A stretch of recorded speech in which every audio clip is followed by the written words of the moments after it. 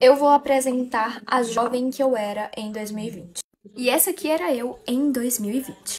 Nessa época, eu já postava alguns vídeos e alguns stories falando sobre política no meu perfil do Instagram.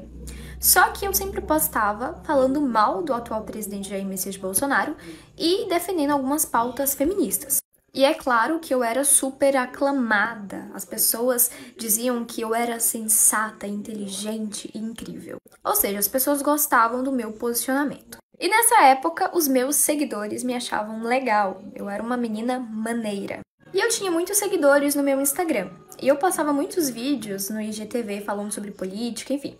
E as pessoas compartilhavam, salvavam, comentavam, curtiam, enfim. Só que o problema é que nessa época eu não sabia absolutamente nada sobre política. Eu era apenas um papagaio repetindo aquilo que a mídia ninja, a página do feminismo e também Quebrando o Tabu falavam. Eu apenas imitava aquilo que eu ouvia na Globo e em outros canais que eram contra o atual presidente.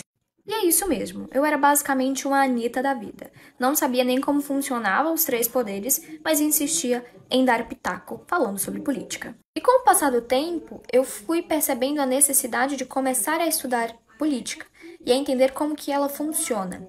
E, claro, também começar a estudar o movimento feminista, porque antes eu me intitulava feminista sem nem saber quais eram as fases do movimento, para vocês terem noção. E assim, gente, real, tudo que eu sabia sobre política, sobre feminismo, era porque eu via nas páginas esquerdistas, como Mídia Ninja, Quebrando o Tabu e a página Feminismo. Mas foi somente quando eu comecei a estudar o comunismo, o capitalismo, a entender o que é o conservadorismo, o que é o liberalismo, a estudar a verdadeira história do movimento feminista, a ouvir falas completas e sem cortes e também sem edições do atual presidente Jair Messias Bolsonaro para conseguir compreender todo o contexto a qual ele estava se referindo. E foi aí que eu comecei a perceber que, na verdade, eu estava sendo manipulada pela mídia e, consequentemente e de forma inconsciente, estava também eu influenciando e manipulando outras pessoas. E foi a partir desse momento que eu comecei a entender que, na verdade, tudo que eu defendia não passava de uma balela e de uma farsa e das grandes.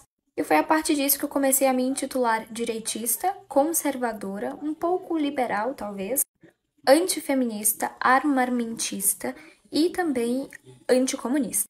E depois disso eu tentei reverter o meu erro, alertando as pessoas sobre o perigo das ideologias e, claro, alertando também sobre como que a mídia é mentirosa e manipuladora.